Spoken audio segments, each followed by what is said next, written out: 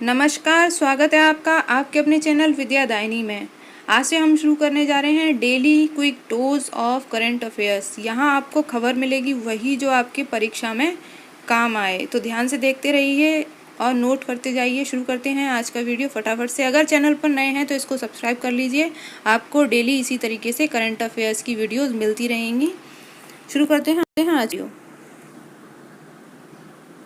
भारत अस्थायी सदस्य चुना गया है किसका? यूनाइटेड नेशन सिक्योरिटी काउंसिल का, और 2 साल के लिए इसको चुना गया है। यहाँ भारत को कुल वोट मिले थे 184।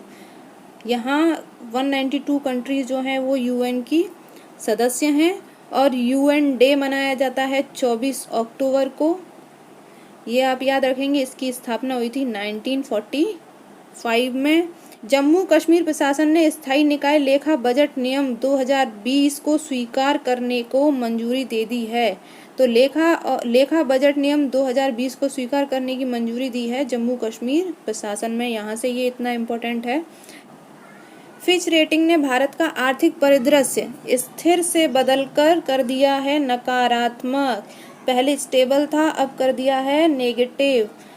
रेटिंग एजेंसी ने कहा कि कोविड-19 की वजह से देश की वृद्धि की संभावना कमजोर है, साथ ही भारत सरकार पर बढ़ते कर्ज की चुनौती भी जुड़ी हुई है। ध्यान रखेंगे, फिच रेटिंग ने भारत की आर्थिक परिदृश्य को स्थिर से बदलकर कर दिया है नकारात्मक। प्रश्न इस तरीके से भी पूछा जा सकता है कि भारत की आर्थिक परिदृश्य को स्थिर से नकारात्मक बदलकर किस एजेंसी ने किया है? तो उसका आंसर होगा फिच रेटिंग ने।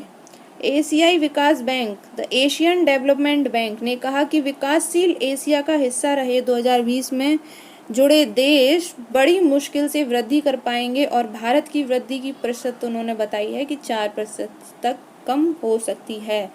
एडीबी, एशियन डेवलपमेंट बैंक, इसके जो हेड हैं वो हैं इस समय मासात्सुगु,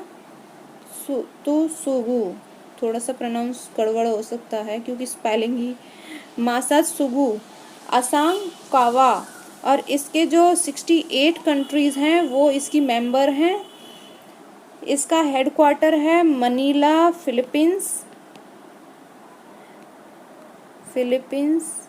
ये मैं इसलिए बताती जा रही हूँ क्योंकि यहाँ से क्वेश्चन पूछ लिए जाते हैं।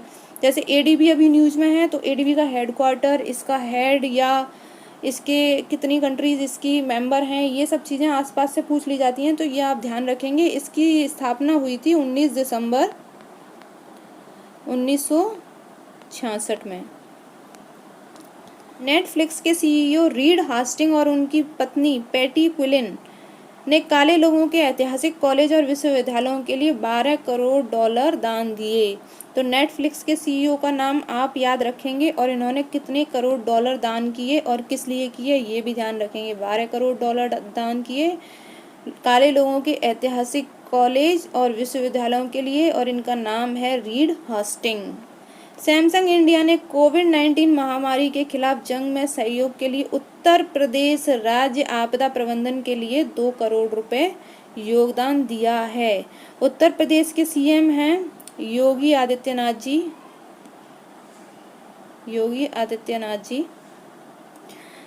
और उत्तर प्रदेश की राज्य आपदा प्रबंधन के लिए सैमसंग इंडिया ने दिए हैं 2 करोड़ रुपए। अमेरिका के राष्ट्रपति डोनाल्ड ट्रंप ने चीन के अशांत मुस्लिम बहुल सिंजियांग क्षेत्र में उइगर अल्पसंख्यक समूहों के मानवाधिकार उल्लंघन की आलोचना करने वाले विधेयक पर साइन कर दिया है, उसको कानूनी जामा पहना दिया है। इससे चीन के वरिष्ठ अधिकारियों के खिलाफ प्रतिबंध लगने में मार्ग प्रशस्त हो गया है। तो इस विधेयक पर साइन किया है अमेरिका के राष्ट्रपति डोनाल्ड ट्रंप ने। मुस्लिम बहुल क्षेत्र सिंजियांग, ये इसको भी आप ध्यान रखेंगे, और उइगर अल्पसंख्यक समूहों के मानवाधिकार उल्लंघन की आलोचना। अल्पसंख्यक समूह का नाम भी आप याद रखेंगे, उइगर अल्पसंख्यक। नेपाल की नेशनल असेंबली ने देश के राजनीतिक एवं प्रशासनिक नक्शे में भारत के 3 क्षेत्रों को शामिल करने के लिए संविधान संशोधन विधेयक को सर्वसम्मति से पारित कर दिया गया है। भारत के 3 क्षेत्रों की बात हो रही है यहाँ पर, और ये बात हो रही है पिथौरागढ़ डिस्ट्रिक्ट की, पिथौरागढ़ डिस्ट्रिक्ट की बात हो रही है यहाँ भारत के 3 क्षेत्रों को नेपाल ने अपने मैप में शामिल कर लिया है और इस विधेयक को पारित भी कर दिया है। नेपाल की प्रेसिडेंट हैं विद्या देवी भंडारी और नेपाल के जो प्रधानमंत्री पीएम हैं केपी शर्मा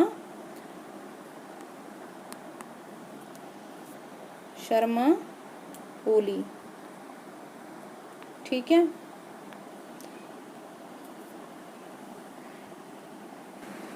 इंग्लैंड के पूर्व ऑलराउंडर टिम ब्रेसनन ने तुरंत प्रभाव से यॉर्कशायर काउंटी क्रिकेट को छोड़ने का फैसला किया है। आप इस क्लब का नाम याद रखेंगे और उस क्रिकेटर का नाम याद रखेंगे जिसने इसको छोड़ा है, टिम ब्रेसनन का। बस इतना ही इम्पोर्टेंट है यहाँ।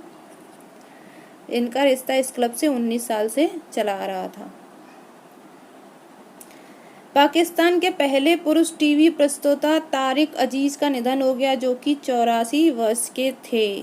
भारत के प्रसिद्ध श्रद्धालुओं ने पवित्र स्थल पर अवसंरचना के सुधार के मकसद से पशुपतिनाथ मंदिर परिसर में 2.33 करोड़ रुपए की लागत से स्वच्छता केंद्र के निर्माण की प्रतिबद्धता जताई है। तो ये अमाउंट आप याद रखेंगे और मंदिर का नाम पशुपतिनाथ मंदिर। वयोवृद्ध पत्रकार और स्वतंत्रता सेनानी, veterinary journalist, freedom fighter Dinu Ranadive का मुंबई में निधन हो गया, जो कि 95 साल के थे। गोवा के पूर्व मंत्री अच्युत काशीनाथ उसवांगर का निधन हो गया, जो कि 92 वर्ष के थे। इनका नाम याद रखेंगे आप, अच्युत काशीनाथ उसवांगर। ये गोवा के पूर्व मंत्री थे। महावीर चक्र विजेता लेफ्टिनेंट जनरल राजमोहन वर्मा का कोविड-19 संक्रमण के कारण निधन हो गया। वे 88 वर्ष के थे। इनको महावीर चक्र से सम्मानित किया गया था। तमिलनाडु के मुख्यमंत्री के पलानीस्वामी ने कहा कि राज्य में 13 लाख से अधिक दिव्यांगों को लॉकडाउन के दौरान मदद के लिए 1000 रुपये की नकद सहायता राशि प्रदान की गई है। तो राज्य आप याद रखेंगे, किस राज्य में ये राशि प्रदान की गई है, वो है तमिलनाडु। और तमिलनाडु के मुख्यमंत्री का नाम है के पलानीस्वामी और इन्होंने कितनी राशि प्रदान की है, वो की है 1000 रुपये और दिव्यांगों को इन्होंने ये राशि प्रदान की है। तो ये पॉइंट यहाँ याद रखेंगे आप। संयुक्त राष्ट्र संघ की व्यापार इकाई की एक रिपोर्ट के अनुसार भारत को वर्ष 2019 में 51 अरब डॉलर का विदेशी निवेश प्राप्त हुआ है और वह वर्ष के दौरान दुनिया भर में अधिक प्रत्यक्ष विदेशी निवेश पाने वाला देशों में 9वें नंबर पर 9th पोजीशन रही इसमें एफडीआई के प्राप्त करने के विषय में भारत की। और कितना 2019 में एफडीआई प्राप्त किया, 51 अरब डॉलर। ये रिपोर्ट प्रस्तुत की है संयुक्त राष्ट्र संघ की व्यापारी इकाई। पूर्वी वर्धमान जिले में एक निजी स्कूल के विद्यार्थियों ने वैदिक सैनिटाइजेशन टनल का निर्माण किया गया है। वो वेस्ट बंगाल में बच्चों ने किया है। वेस्ट बंगाल का ये डिस्ट्रिक्ट है ईस्ट वर्धमान, ध्यान रखेंगे, मोस्ट इम्पोर्टेंट है।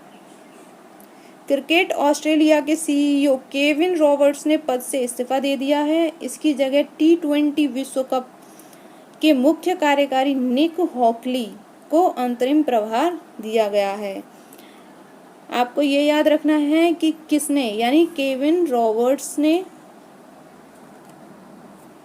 इस्तीफा दिया है और किनको कार्यभार सौंपा गया है, निक हॉकली को। वयोवृद्ध बैंकर प्ले मंडल ने एक्सिस बैंक के कार्यकारी निदेशक और खुदरा बैंकिंग के प्रभारी पद से इस्तीफा दे दिया है।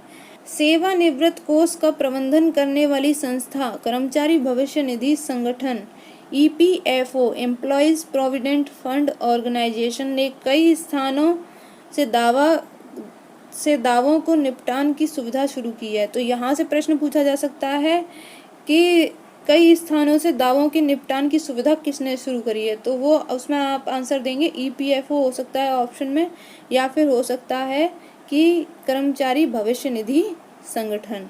तो ये आप ध्यान रखेंगे कि इसको किसने लॉन्च किया है, ईपीएफओ ने लॉन्च किया है multi location claim settlement facility को। तो ये था आज का quick dose of current affairs. यहाँ हर एक प्रश्न मोस्ट इम्पोर्टेंट है एग्ज़ाम के पर्पज़ से। सभी प्रश्नों को आप एक बार और ध्यान से देख सकते हैं, कॉपी में नोट डाउन कर सकते हैं। अगर आपको वीडियो पसंद आया हो तो इसको लाइक कर दीजिए, चैनल पर नए हैं तो सब्सक्राइब कर दीजिए। इसी तरीके से आपको डेली वीडियोस मिलती रहेंगी करंट अफेयर्स क्विक डोज की। वीडियो को शेयर कर दीजिए जिससे सभी के पास ये वीडियो पहुंच सके जो भी तैयारी कर रहे हैं एग्ज़ाम्स के लिए। काफ़ी हेल्पफुल साबित होंगी ये वीडियोज़ उनके लिए। आज के लिए इतना ही। Thank you very much. जय हिंद।